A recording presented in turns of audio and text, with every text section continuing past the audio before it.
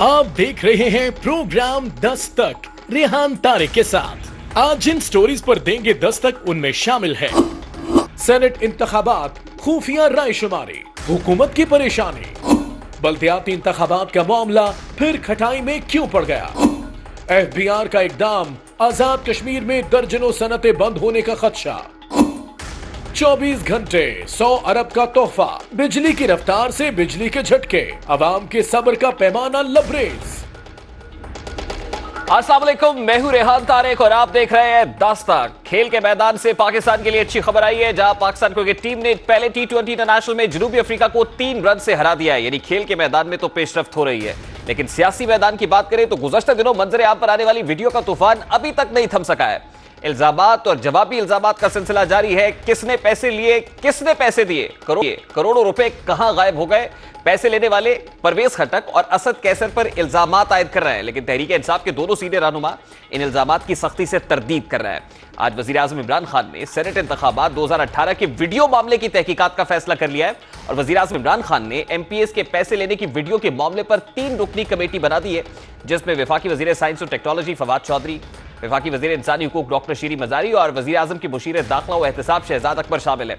हैरानकुन तौर पर तहरीक इंसाफ के लोगों ने पैसे लिए, पार्टी के अहम अफराद पर पैसे देने का इल्जाम है, जबकि अपने ही लोगों के जरिए मामले की कराई जाएगी।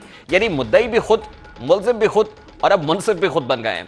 इस कमेटी का मैंडेट क्या होगा, आज वजीर आजम इमरान खान ने खुद ही इस बारे में बता दिया है। वो क्या कह रहे थे, सबसे पहले उसकी एक झलक आपके सामने रखता है। 3 मेंबर कमेटी बना दी है, उनको हमने क्या FIA के जरिए प्रोब करें, जो हमारे पास इदारे हैं उनको इस्तेमाल करें, आगे रिकमेंडेशंस दें इलेक्शन कमीशन को, नैब को या किसी और को मजीद आगे दें, स्टेप्स लिए जाएं और ये कमेटी को आज ही हमने तश्कील की है।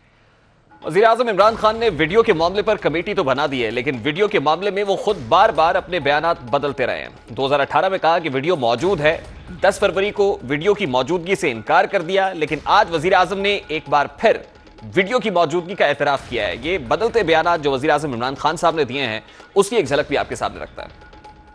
हमने आपको चार्जशीट किया हुआ है, मैं आपको अपनी आंखों से दिखाऊंगा। आप नोट गिन रहे हैं, आप देखेंगे कि आपकी वीडियो आप नोट गिनते हुए।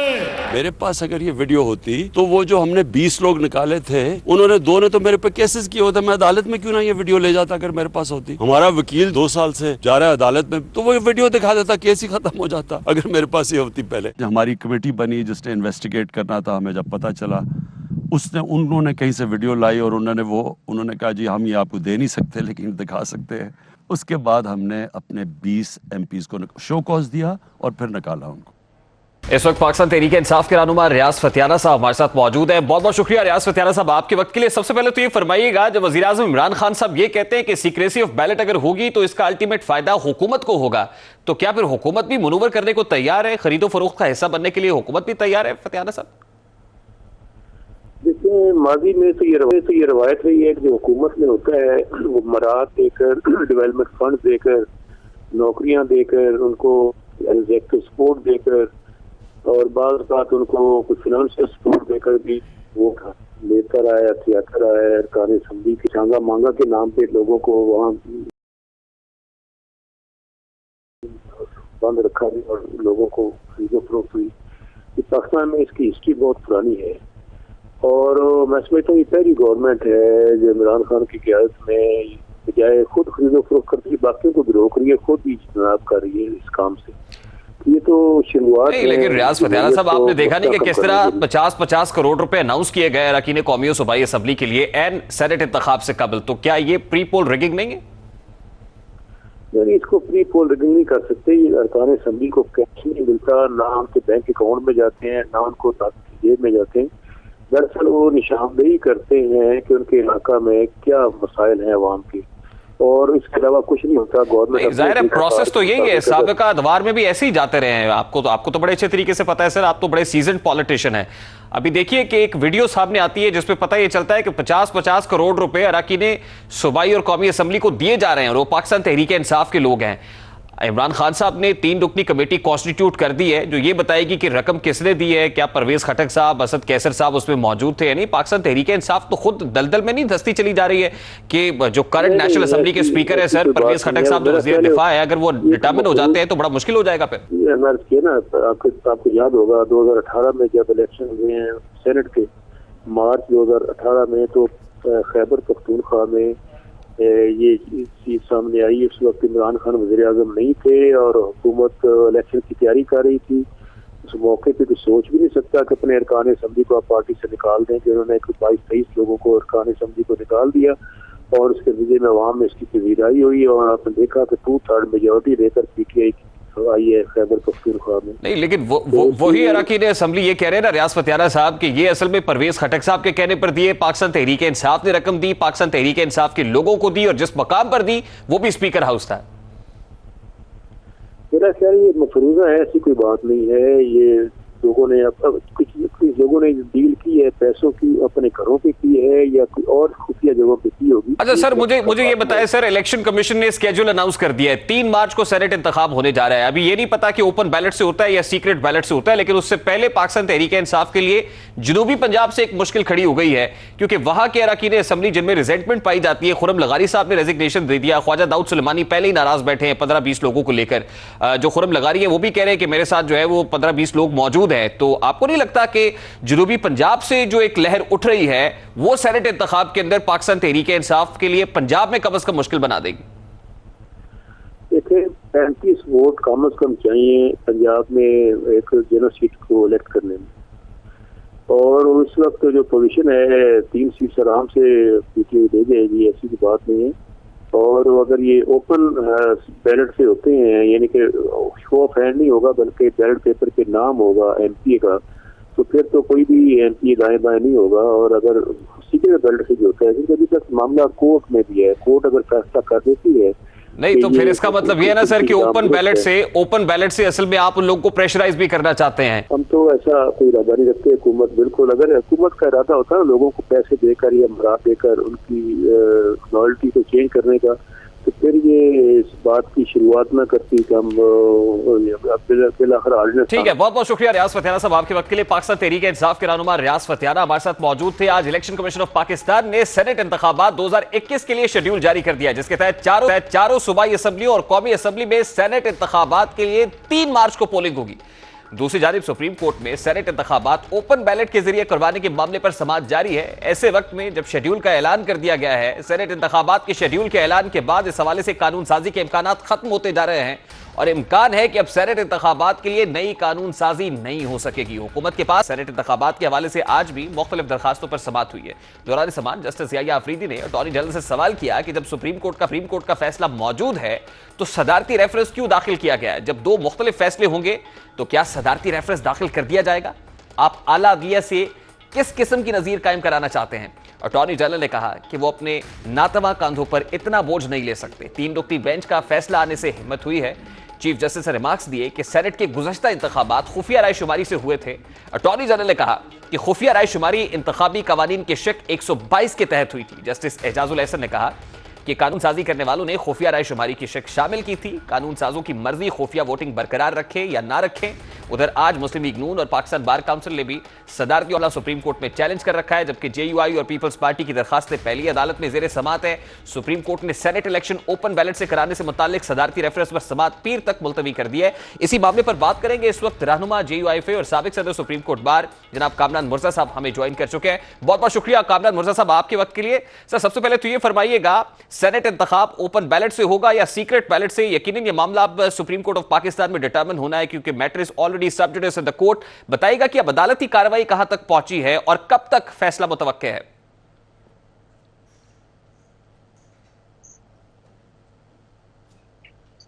जी कामरान साहब, आप तक मेरी आवाज पहुंच रही है?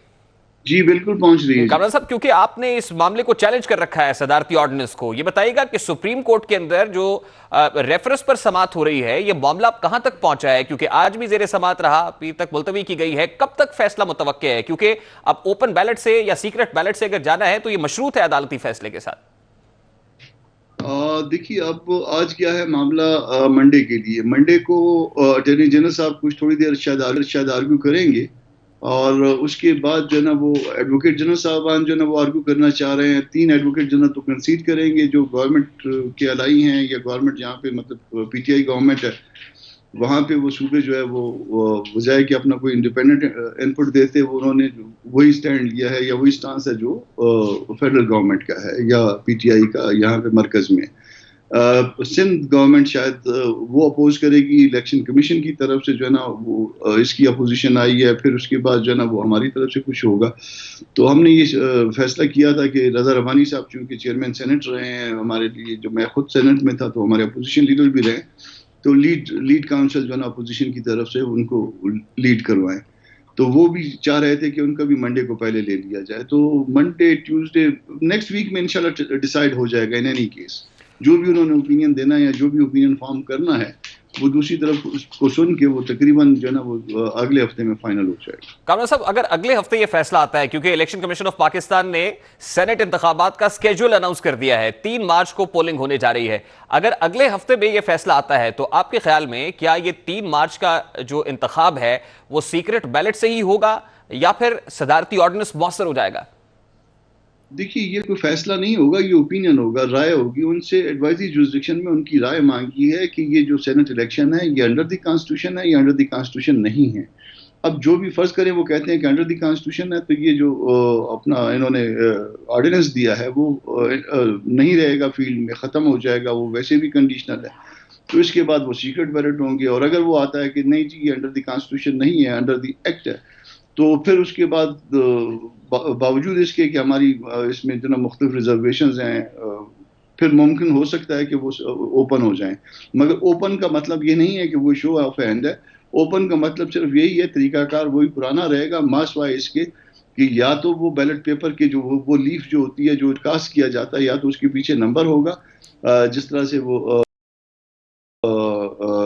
जो बाकी उसका हिस्सा रह जाता है इनके पास, रिटर्निंग अफसर के पास उसके ऊपर नंबर होता है, या तो वो नंबर होगा ताकि कोई देखना चाहे तो देख ले, या उसके पीछे नाम लिखा जाएगा, इन दोनों में से कोई बात होगी। तो वो फिर भी अगेन जो है ना वो उस तरह से बिल्कुल सीक्रेसी खत्म नहीं होगी, वो सिर्फ पार्टी लीडर या उसका नामिनी जो है ना उसको एग्जामिन कर सकता है। कामरान साहब, अगर ये दूसरा तरीकाकार होता है, यानी वोट देने वाले का नाम उस पर्ची के पीछे लिखा हुआ होगा, तो क्या ऑपोजिशन को या आपने जिन्होंने सदारती ऑर्डिनेंस चैलेंज कर रखा है, आपको ये काबिल कबूल होगा? देखिए ये इनकी जो गवर्नमेंट का जो तरीकाकार है वो गैर मुनासिब है। कॉन्स्टिट्यूशन पैकेज पे बात हो सकती थी, मगर सिर्फ ये नहीं है कि जो इनको अच्छा लगे सिर्फ उस पर बात हो सकती थी। कि जब चेयरमैन सेनेट का इलेक्शन था तो क्या किया था, 14 वोट इधर से इधर हो गए थे, आज तक इनको उस बेईमानी का ख्याल नहीं आया। जब सरवर साहब जो गवर्नर पंजाब हैं उनका इलेक्शन था, उसमें जो है ना 14, 15, 20 वोट जो है ना वो इधर से उधर हो गए थे, उस वक्त बेईमानी नहीं थी। तो बेईमानी इनकी जो है ना, बेईमानी ये सिर्फ इस बात को कहते हैं कि जो इनसे जो चीज़ चली जाए वो बेईमानी होती है, बाकी सारा कुछ ईमानदारी होती है। हम इनको ये कहते हैं कि आइए बैठिए, इसमें कॉन्स्टिट्यूशनल पैकेज बनेगा, उस पैकेज के मुताबिक जो है ना डिबेट करिए, पार्लियामेंट में डिबेट करिए, 2 दिन में 3 दिन में ये मामला सेटल हो सकता है। लेकिन कामरान मिर्जा साहब, आप सीक्रेट बैलेट से इंतखाब चाहते हैं, इस पर भी वज़ीर आज़म इमरान खान साहब ने कह दिया कि ठीक है, अगर सीक्रेट बैलेट से होता है तो अल्टीमेटली ऑपोजिशन ही रोएगी इसमें, क्योंकि ऑपोजिशन को नुकसान उठाना पड़ जाएगा। हुकूमत के लिए तो बेहतर मौका होता है अगर सीक्रेट बैलेट से हो, तो इसका फायदा तो अल्टीमेटली हुकूमत वक्त को ही होता है। देखिए वो हुकूमत वक्त जो है ना वो अगर उसके पीछे स्टिक का जोर ना हो तो फिर शायद जो है ना ऐसी बात नहीं होती है। ये मामला जो है ना ये इतने आसान भी नहीं है, सादे भी नहीं है। आपको भी पता है, हमें भी पता है कि सेनेट को किस तरह से कंट्रोल किया जाता है या सेनेट के वोट को किस तरह से कंट्रोल किया जाता है। ये सिर्फ इस तरह का मसला नहीं है कि जी बलोचिस्तान का वोट है बिक गया, केपी का वोट बिक गया। बिकते उस तरह से नहीं है, बिकने के ये उनको बदनाम किया जा रहा है, उस तरह से बिकना नहीं है। मगर ये है कि 3 इसमें कैटेगरियां हैं। एक वो लोग जो ईमानदार हैं, पार्टी डिसिप्लिन के मुताबिक वोट देते हैं, दूसरे वो जो स्टिक को देख के वोट देते हैं, और तीसरा वो जो जिस तरह से इमरान खान साहब कह रहे हैं कि पैसों पे वोट देते हैं। तो ये जो है ना वो ईमानदारों को भी इन्होंने छोड़ दिया, स्टिक पे इनको बात जो है ना वो करनी नहीं आती है, ये डरते हैं उससे, और तीसरी बात को लेके जो है ना वो खड़े हैं। तो मामला जो है ना वो 3 कैटेगरियों का है। ठीक है, बहुत बहुत शुक्रिया कामरान मुर्जा साहब आपके वक्त के लिए। JUI फेक साबिक सदर सुप्रीम कोर्ट बार कामरान मुर्जा साहब हमारे साथ मौजूद थे, कह रहे थे कि एक्सपेक्टेड है कि अगले हफ्ते में फैसला आ जाएगा। बाहर कैफ क्या होता है यकीनन ये तो वक्त ही बताएगा, क्योंकि इलेक्शन कमीशन ऑफ पाकिस्तान ने जो इंतखाबी शेड्यूल है वो अनाउंस कर दिया है। सुप्रीम कोर्ट ने वजीर आजम इमरान खान की जानिब से अरकान असम्बली को तरक्याती फंड देने के मामले में इमरान खान की लार्जर बेंच ने की है।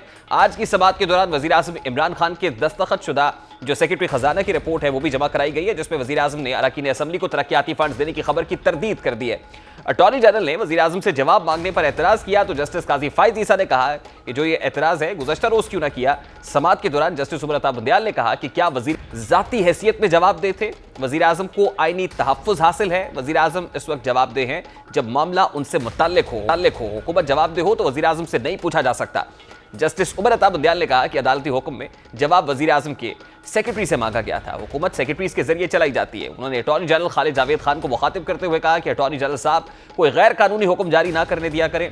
इस मौके पर जस्टिस ईसा ने कहा कि कल मुझे व्हाट्सएप पर किसी ने कुछ दस्तावेजात भेजी हैं, हल्का NA 65 में हुकूमती इत्तेहादी को भारी भरकम फंड्स जारी किए गए हैं।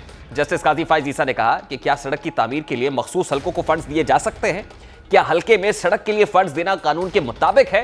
उन्होंने कहा कि हम दुश्मन नहीं, अवाम के पैसे और आइन के मुहाफिज हैं। उम्मीद है आप भी चाहेंगे कि करप्शन पर मबनी इकदामात ना हो। जस्टिस ईसा ने कहा कि मेरे खिलाफ ट्वीट्स की भरमार हो रही है, क्या करप्ट प्रैक्टिस के खिलाफ इकदामात इलेक्शन कमीशन की जिम्मेदारी नहीं है।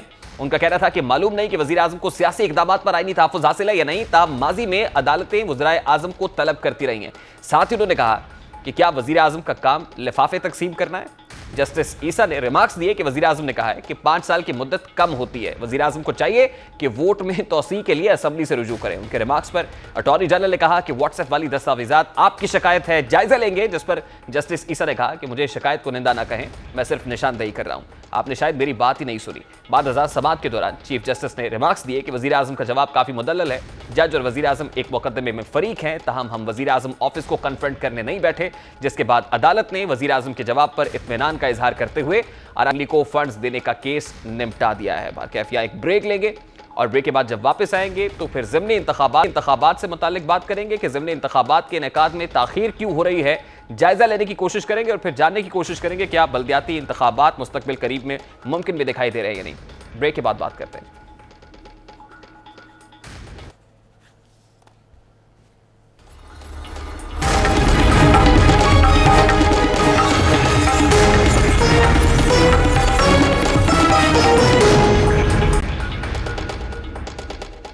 चार फरवरी को इलेक्शन कमीशन ने कौम को बल्दियाती इंतखाबात के हवाले से खुशखबरी सुनाई। 8 फरवरी को पंजाब में हल्का बंदियों की फहरिस्त भी जारी कर दी, लेकिन आज इलेक्शन कमीशन ने हल्का बंदियों पर काम रोक दिया है। हल्का बंदियों पर काम पंजाब हुकूमत के नए ऑर्डिनेंस की वजह से रोका गया है। बात यहां तक महदूद नहीं है, बल्कि बलूचिस्तान हुकूमत ने भी हल्का बंदियां करने से माजरत कर ली है। यूं 2 सूबों में बल्दियाती इंतखाबात का इनेकाद एक मरतबा फिर ताखीर का शिकार दिखाई दे रहा है। ताखीर का शिकार है, मामला अब खटाई में पड़ता हुआ दिखाई दे रहा है। यकीनन बड़ा अहम मामला है, क्योंकि पाकिस्तान तहरीक इंसाफ हुकूमत हमेशा बल्दियाती इंतखाबात से मुतालिक बात करती रही है, इक़्तिदार को ग्रास रूट लेवल पर मुंतकिल करने की बात करती रही है, लेकिन अब डिले हो रहा है, जिससे एक तासुर मिल रहा है कि हुकूमत बल्दियाती इंतखाबात कराने में संजीदा नहीं है। इस वक्त सरबराह पिलडाट कॉलम नवीर तजियाकार अहमद बिलाल महबूब साहब हमारे साथ मौजूद है। बहुत बहुत शुक्रिया अहमद बिलाल महबूब साहब आपके वक्त के लिए। सर, सबसे पहले तो ये फरमाइएगा, इलेक्शन कमीशन ऑफ पाकिस्तान ने सेनेट इंतखाबात का स्केड्यूल अनाउंस कर दिया है। 3 मार्च को सेनेट इंतखाबात होने जा रहे हैं, लेकिन सवाल ये है कि ये सेनेट इंतखाबात ओपन बैलेट से होंगे या फिर सीक्रेट बैलेट से होंगे, क्योंकि मैटर इज ऑलरेडी सब जुडिस इन द कोर्ट। जी, ये तो अब डिपेंड करेगा कि सुप्रीम कोर्ट क्या इसके बारे में एडवाइस देती है, लेकिन अगर कोई गेस करना हो तो मैं तो ये कहूँगा कि अब जब स्केड्यूल आ चुका है तो मेरा गेस तो यही है कि ये सीक्रेट बैलेट से ही होंगे। एक्चुअली ये भी देखने की जरूरत है ना सर कि जब election commission of Pakistan schedule announce कर देता है तो उसके बाद जो है वो उम्मीदवारों ने जो है वो अपनी दरखास्तें जमा करानी होती हैं, स्क्रूटनी का अमल होता है, स्क्रूटनी के बाद शॉर्टलिस्ट होकर कैंडिडेट्स को अनाउंस किया जाता है। यानी ये लंबा चौड़ा प्रोसेस है, ये फौरी तौर पर तो हो नहीं पाता है। तो इसके लिए इलेक्शन कमीशन ऑफ पाकिस्तान को आइडियली कितना वक्त दरकार होता है? क्योंकि अगर ये कहा जाए कि सुप्रीम कोर्ट के अंदर पहले ही मामला ज़ेरे समाअत है और सुप्रीम कोर्ट अगर 3 मार्च को ये होने जा रहा है और 3-4 रोज पहले या 1 हफ्ते पहले जो है कोई डिसीजन आ जाता है, तो क्या वो ऑर्डिनेंस मौसर हो सकता है? नहीं हो सकता। देखिए, जिस दिन उम्मीदवारों की आखिरी फहरिस्त मुरतब हो जाएगी उस दिन बैलेट पेपर छपना शुरू हो जाएंगे। तो मेरे ख्याल में जो कट ऑफ डेट है वो वही है जिस दिन उम्मीदवारों की हतमी फहरिस्त जारी की जाएगी। अगर उस दिन से पहले तक को फैसला होता है तो शायद इलेक्शन कमीशन उसे इम्प्लीमेंट कर पाएगा, लेकिन अगर उसके बाद होगा तो फिर ये मुश्किल हो जाएगा, क्योंकि उसके साथ ही वो बैलेट पेपर की तबात, उसकी जो प्रिंटिंग है, उसका काम शुरू हो जाता है। फिलहाल साहब, हमेशा कोर्ट की इंटरवेंशन के ऊपर जो है वो बल्दियाती इंतखाबात होते हैं और जो लोकल नुमाइंदे हैं उनको एम्पावर करने की बात सुप्रीम कोर्ट करती है, इंटरवीन करती है, तो फिर कोई हुकूमत करा देती है। बिल्कुल दुरुस्त फरमा रहे हैं। तो इससे पाकिस्तान तहरीक-ए-इंसाफ जो ऑपोजिशन में आर्टिकल 140A का बार बार हवाला देती रही है, उसके अपने बयानिए को ठेस नहीं पहुंचेगी? बिल्कुल पहुंचेगी, क्योंकि इमरान खान साहब तो इसको बहुत शिद्दत के साथ लोकल गवर्नमेंट को प्रमोट करते रहे हैं और अच्छी local government, meaningful local government, बाइख्तियार लोकल गवर्नमेंट, उसके लिए उन्होंने हमेशा आवाज़ उठाई है। लेकिन अब अगर उनके 2.5 साल तो पहले ही गुजर गए हैं और अगर इस पूरे अरसे में लोकल गवर्नमेंट के इलेक्शन, एक बाइख्तियार लोकल गवर्नमेंट के इलेक्शन नहीं होते, तो ये इमरान खान साहब के लिए मेरे ख्याल में काफ़ी एम्बैरेसिंग सिचुएशन होगी। और भी बहुत सी ऐसी चीज़ें गिनवाई जा सकती हैं, लेकिन ये एक बहुत बड़ा मेरे ख्याल में एम्बैरेसमेंट होगी उनके लिए। अच्छा बिलाल साहब, आपको याद होगा जब हुकूमत आई है तो सबसे पहले जो बल्दियाती नुमाइंदे मौजूद थे, सबसे पहले उस सिस्टम को डिसबैंड किया गया है, उसको डिसॉल्व किया गया। तो वो मेयर्स जो थे वो भी अपना मुकदमा लेकर सुप्रीम कोर्ट का दरवाजा ऑलरेडी खटखटा चुके हैं। तो आपको क्या लगता है उनका मुकद्दर क्या ठहरेगा? क्योंकि उनके तो 2 साल अभी रहते थे टेन्योर के मुकम्मल करने वाले, वो भी मुकम्मल नहीं हो सके। बिल्कुल दुरुस्त है। सुप्रीम कोर्ट ने उसके बारे में सुप्रीम कोर्ट की एक ऑब्जर्वेशन तो आई कि ये जमहूरियत का कत्ल था, जो आपने मुंतखब लोगों की टर्म्स को कट शॉर्ट करके उनको चलता किया। लेकिन इस बारे में जो फैसला करने वाली बात है वो सुप्रीम कोर्ट के सामने पेंडिंग है, और अब मुझे नहीं लगता कि उसका कोई फैसला अगर आ भी जाएगा तो कोई फ़ायदा होगा, क्योंकि अब इस साल के आखिर पे उनके या अगले साल के शुरू में इसकी टर्म वैसे भी ख़त्म हो रही है। उनकी अगर रेस्टोरेशन हो भी जाएगी तो बड़े थोड़े अरसे के लिए होगी। अभी आप देख रहे हैं कि इस्लामाबाद की जो मेट्रोपॉलिटन कॉरपोरेशन थी उसके भी मेयर को इतना ज़िच किया गया कि उन्होंने रिज़ाइन कर दिया, फिर नए मेयर का इलेक्शन हो गया, लेकिन वहाँ पे कोई इख्तियारात उनको नहीं दिए गए। तो वो बेकार है। अगर हुकूमत चाहे तो कई तरीक़ों के साथ इनका गला घोंट सकती है, इलेक्शन हो जाने के बाद भी उनको एक बेमानी किस्म की चीज़ बना सकती है। जैसे आपने देखा कि सिंध के अंदर भी लोकल गवर्नमेंट ने अपना टर्म पूरा किया है, लेकिन वो एक बेमानी सी और बेख्तियार किस्म की लोकल गवर्नमेंट्स थी। नहीं, लेकिन फिर बिलाल साहब, इलेक्शन कमीशन कहाँ है? क्योंकि इलेक्शन कमीशन के इख्तियार से मुतालिक सुप्रीम कोर्ट के अंदर भी बात हुई, जब ये कहा गया कि अगर सुप्रीम कोर्ट भी ये कहे कि आपने बल्दियाती नुमाइंदों को एम्पावर नहीं करना या इस सिस्टम को खत्म करना है तो इलेक्शन कमीशन खड़ा हो सकता है। तो आपको क्या लगता है कि फिर इलेक्शन कमीशन इतना बेख्तियार क्यों है कि जब कोई हुकूमत चाहे वो बल्दियाती सेटअप को बिल्कुल डिसॉल्व कर दे, खत्म कर दे, जब वो चाहे कोई सिस्टम लाए और फिर उसको मुसल्लत करने की कोशिश करे? इस सारे प्रोसेस के अंदर इलेक्शन कमीशन का क्या किरदार है सर? मेरे ख्याल में इलेक्शन कमीशन का कसूर इसमें नहीं है, इसलिए कि इलेक्शन कमीशन जो है वो तो जो कवानीन बने होते हैं उनके ऊपर अमल दरामद का पाबंद होता है। अब ये कवानीन जो है वो सूबाई हुकूमतें बनाती हैं, सूबाई असम्बलियाँ बनाती हैं। तो सूबाई असम्बलियाँ अगर मेयर को इख्तियारात ना देना चाहें और उसके अंदर ऐसी चीज़ें प्रोविजन रख दें जिसमें उनको ना माली इख्तियारात हों ना इंतज़ामी इख्तियारात हों, तो फिर इलेक्शन कमीशन उसमें क्या कर सकता है? इलेक्शन कमीशन तो सिर्फ इंतखाबात करा सकता है। और अगर कानून में ये लिखा जाए कि सूबाई हुकूमत को ये इख्तियार है कि वो डिज़ॉल्व कर दे जब चाहे मुंतखब लोकल गवर्नमेंट्स को, तो इसमें फिर इलेक्शन कमीशन क्या कर सकता है?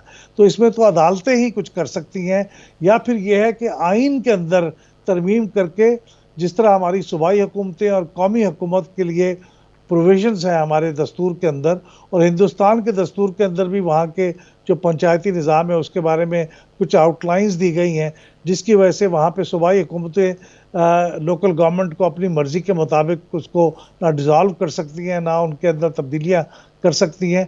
तो आइनी तब्दीली करनी चाहिए। 18वीं तरमीम जब हुई थी तो उस वक्त बहुत बेहतरीन मौका था कि ये काम कर लिया जाता, लेकिन अनफॉर्चुनेटली जहाँ उन्होंने सूबाई हुकूमत को बहुत पावरफुल किया, लोकल गवर्नमेंट के लिए सिर्फ एक फ़िक्रा ही लिखा, उसके अलावा उसकी तफसीलात नहीं दी। तो मेरा ख्याल इसका हल तो यही है कि हमारे दस्तूर के अंदर लोकल गवर्नमेंट्स की प्रोटेक्शन के लिए कुछ प्रोविजंस को दाखिल किया जाए। ठीक है, बहुत बहुत शुक्रिया अहमद बिलाल महबूब साहब आपके वक्त के लिए। सरबराह पिलडैट, कॉलम नवीस, सीनियर तज्जियाकार अहमद बिलाल महबूब हमारे साथ मौजूद थे। अभी एक ब्रेक लेंगे और ब्रेक के बाद जब वापस आएंगे तो फिर बात करेंगे कि एफबीआर आज़ाद कश्मीर में सनतों का कातिल क्यों बन गया है। बड़ा अहम मामला है और इस अहम मामले को उठाएंगे इस ब्रेक के बाद। हमारे साथ रहिएगा। 26 जनवरी जब नई दिल्ली में भारतीय हुकूमत किसानों पर आंसू गैस के गोले दाग रही थी, लाठीचार्ज और वाटर कैनन का इस्तेमाल हो रहा था, ऐन उसी रोज एफबीआर ने आजाद कश्मीर के सनतकारों पर एक बम गिरा दिया। इस बम की शिद्दत इस कदर ज्यादा है कि अगर फौरी इकदाम ना उठाए गए तो आजाद कश्मीर से सनतें खत्म हो जाएंगी, हजारों हुनरमंद बेरोजगार हो जाएंगे, हजारों घराने फाका कशी पर मजबूर हो जाएंगे। एफबीआर के इस बम को SRO 96 का नाम दिया गया है। इस बम के जरिए आजाद कश्मीर की सनतों और मसनूआत पर एक नया टैक्स आयद कर दिया गया है। एफबीआर के इस नोटिफिकेशन के बाद आजाद कश्मीर हुकूमत और कश्मीरी अवाम शदीद इज़्तिराब में मुब्तला है। इस नोटिफिकेशन के मुताबिक आजाद कश्मीर से पाकिस्तान में आने वाली तमाम मसनूआत को 2 से 3% टैक्स अदा करना होगा। टैक्स की अदायगी के लिए पाकिस्तान और आजाद कश्मीर की बॉर्डर पर नई चेक पोस्टें कायम की जाएंगी। इन चेक पोस्टों पर मसनूआत का मुआयना किया जाएगा, मसनूआत को कीमत तय की जाएगी कि कितनी कीमत बनती है, कीमत के मुताबिक इस पर हुकूमत पाकिस्तान टैक्स वसूल करेगी।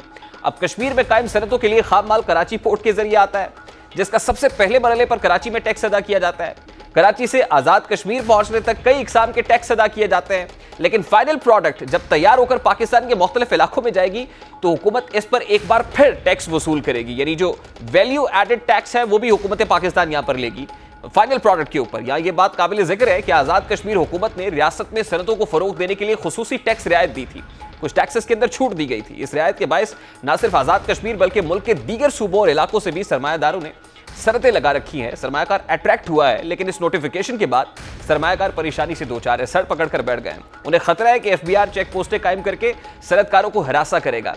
टैक्स पर टैक्स के नतीजे में मसनूआत की लागत बढ़ जाएगी, जो कॉस्ट ऑफ प्रोडक्शन है वो भी बढ़ेगी। महंगा माल फरोख्त करने से उन्हें दीगर मार्केट्स का मुकाबला करने का मौका नहीं मिलेगा। इतनी कंपेटिटिव मार्केट के अंदर जो आजाद कश्मीर के अंदर इंडस्ट्री लगा के बैठा और प्रोडक्ट बना रहा है वो कैसे कंपीट कर पाएगा। आजाद कश्मीर से अपनी सनतें खत्म करने पर बिलाखिर ये इंडस्ट्रियलिस्ट मजबूर हो जाएंगे, जिसके नतीजे में हजारों अफराद बेरोजगार होने का खतरा है। इसी हवाले से वज़ीर आज़म आजाद कश्मीर राजा फारूक हैदर खान ने वज़ीर आज़म पाकिस्तान इमरान खान को एक खत लिखा है, जिसमें उन्होंने अपने शदीद तहफ़्फ़ुज़ात का इजहार भी किया और उन्होंने मौक़िफ़ अपनाया है कि आज़ाद कश्मीर में इंफ्रास्ट्रक्चर ना होने और दीगर शहरों से दूर होने के बायस सनतकारों को पहले ही मसाइल का सामना है। मजीद टैक्सेस आयद करके सनतकारों के साथ साथ कश्मीरी अवाम का भी गला घोट दिया गया है। वज़ीर आज़म आज़ाद कश्मीर ने हुकूमत पाकिस्तान से SRO 96 के खात्मे का मुतालबा किया है। अब यहाँ पर सवाल पैदा होता है कि क्या एफबीआर ने नोटिफिकेशन जारी करने से कबल वफाकी हुकूमत से मुशावरत की थी? अगर मुशावरत नहीं हुई तो इतना बड़ा मुतनाज़ फैसले कैसे कर लिया गया है? यानी इस पे ऑन बोर्ड नहीं लिया गया स्टेक होल्डर्स को। क्या हुकूमत पाकिस्तान को मामले की संगीनी का अंदाजा नहीं था? क्या आज़ाद कश्मीर के अवाम में हुकूमती इकदामात मायूसी फैलाने का बायस नहीं होंगे? अब सवाल तो यह भी है कि आज़ाद कश्मीर और पाकिस्तान की बॉर्डर पर चेक पोस्ट कायम करके क्या मकासद हासिल किए जा रहे हैं? क्या दीगर पसमानदा इलाकों की तरह आज़ाद कश्मीर के अवाम टैक्स रियायत के मुस्तहिक नहीं है? ये वो सवालात हैं जिन पर हुकूमत को गौर करना होगा, क्योंकि ऐसे ही मुतनाज़ इक़दामात के बायस नफरतें जन्म लेती हैं, साजिशी थ्योरीज को हवा मिलती है। इसी मामले पर बात करेंगे। इस वक्त advisor to chamber of commerce Azad Kashmir Imran Saeed sahab ने हमें स्टूडियोज में ज्वाइन किया है। बहुत बहुत शुक्रिया इमरान सईद साहब आपके वक्त के लिए। इमरान साहब, सबसे पहले तो ये फरमाइएगा कि जिस वक्त ये फैसला लिया गया, क्या एफबीआर और हुकूमत आज़ाद कश्मीर के दरमियान कोई राब्ते का फुकदान मौजूद है? जी बिल्कुल, मेरे ख्याल में तो इस लेवल के ऊपर कोई कम्युनिकेशन नहीं की गई और एक तरफ़ा फ़ैसला कर दिया गया और उसके ऊपर SRO जारी कर दिया गया। अब SRO के जारी होने से ये हुआ कि आज़ाद कश्मीर में जितनी भी इंडस्ट्री है उसमें एक बेचैनी फैल गई है और इंडस्ट्री बंद होने के करीब हो गई है।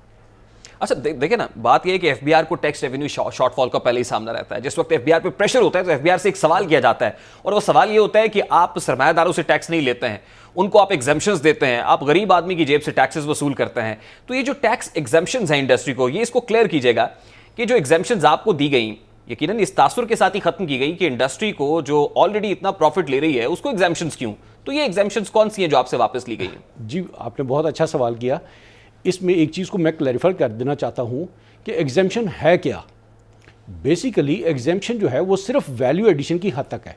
अगर आप इसको मैन्यूटली देखें तो जितना भी रॉ मटेरियल पाकिस्तान से आज़ाद कश्मीर में जाता है या इंपोर्ट होके कराची पोर्ट के रास्ते से आज़ाद कश्मीर में आता है, उस तमाम मटेरियल के ऊपर कस्टम ड्यूटी पहले पे की जाती है, उसके ऊपर एडिशनल कस्टम ड्यूटी पे की जाती है, सेल्स टैक्स पे किया जाता है, एडिशनल सेल्स टैक्स पे किया जाता है, और अगर उसके ऊपर रेगुलेटरी ड्यूटी है तो वो भी पे की जाती है।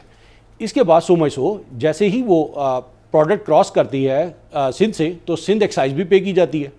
जब प्रोडक्ट आ जाती है आज़ाद कश्मीर में, रॉ मटेरियल आज़ाद कश्मीर में आ जाता है, तो उसको फाइनल के बाद जिस वक्त वो बाजार आप ये कह रहे हैं कि आज़ाद कश्मीर के अंदर जितने टैक्सेस हैं वो सारे टैक्सेस आप देते हैं, जो वैल्यू एडेड टैक्स है वो टैक्स अब आपसे मांगा जा रहा है तकरीबन 2-3%। एग्जैक्टली वही वो 2-3% का है जिसका इम्पैक्ट आता है। बाकी टैक्सेस आप दे रहे हैं? जी बिल्कुल। आज़ाद कश्मीर में इनकम टैक्स जो विद होल्डिंग है, रॉ मटेरियल जितना परचेज किया जाता है उसकी विद होल्डिंग की जाती है, वो आज़ाद कश्मीर में पे किया जाता है। इसी तरीके से जितनी सप्लाई की जाती है। सवाल तो ये, इतने ज्यादा टैक्सेस आप दे रहे हैं तो ये 2-3% देने में आपको क्या मज़ायका है? सर 2-3% देने की बात नहीं है, बात यह है कि वही 2-3% का ही तो फ़ायदा है। अगर वही ख़त्म हो गया तो इंडस्ट्री कहाँ रहेगी? आपको अट्रैक्शन क्या है वैसे आज़ाद कश्मीर में जाके इंडस्ट्री लगाने की? आज़ाद कश्मीर में जाके इंडस्ट्री लगाने की यह है कि आज़ाद कश्मीर जो एरिया है वो एक तो मीरपुर इंडस्ट्रियल एस्टेट है, वो आज़ाद रावलपिंडी के बिल्कुल करीब है और वहाँ से पंजाब में मूव किया जा सकता है, नंबर 1। नंबर 2 ये कि वहाँ पर एम्प्लॉयमेंट अपॉर्चुनिटीज़ जो लोगों को हैं वो दी जाती हैं। अब आप ये देखें कि वहाँ पर 250 से 300 के करीब तो इंडस्ट्री है, 250-300 के करीब जो इंडस्ट्री है उनमें 8 से 10 हज़ार लोग जॉब हासिल करते हैं।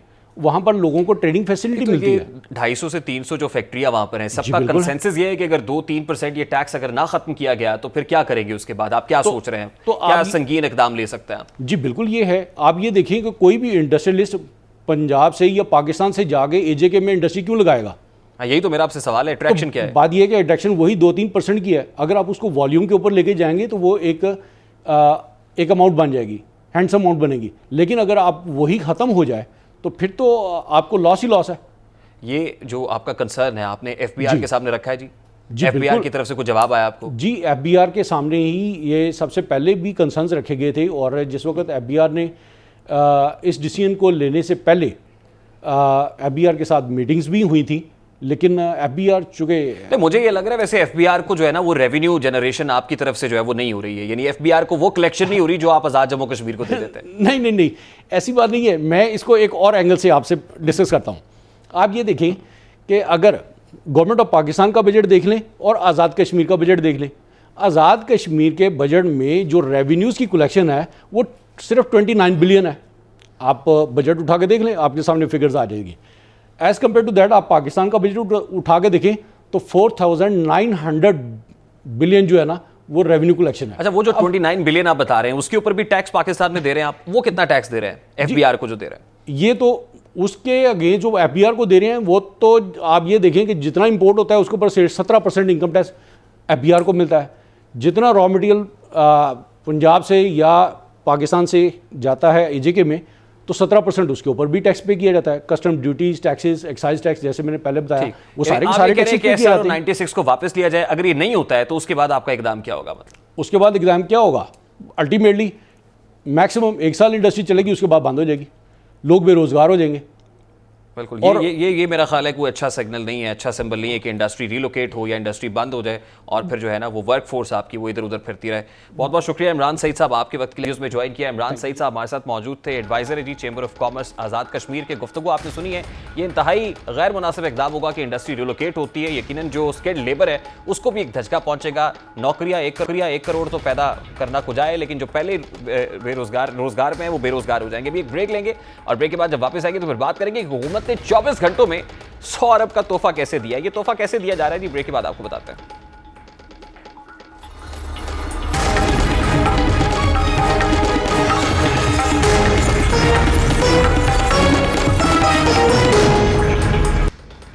गुज़श्ता रात कौम को बिजली की कीमत में 1 रुपये 53 पैसे इजाफे की खबर सुनाई गई है, लेकिन आज आंख खुलते ही खबर मिली है कि बिजली की कीमत में 83 पैसे फी यूनिट इजाफे का फैसला कर लिया गया है। आज नेपरा की जानिब से जारी फैसले में कहा गया है कि बिजली की कीमतों में इजाफा तिमाही बुनियादों पर किया गया और बिजली की कीमतों में इजाफा 2019-20 के लिए एडजस्टमेंट की मद में किया गया है। नेपरा के मुताबिक बिजली की कीमतों में इजाफा 1 साल के लिए किया गया है। सारिफीन पर 84 अरब रुपए का इजाफी बोझ इस फैसले के नतीजे में पड़ने जा रहा है। कल फ्यूल एडजस्टमेंट की मद में जो इजाफा किया गया था उससे सारिफीन को 10 अरब रुपए का इजाफी बोझ बर्दाश्त करना पड़ा था। हर रोज बिजली, गैस और पेट्रोल की कीमतों में इजाफे की खबरें इस कदर तवातुर के साथ आ रही हैं कि कौम वजीर आजम पाकिस्तान का शुक्रिया अदा करने पर मजबूर हो जाती है।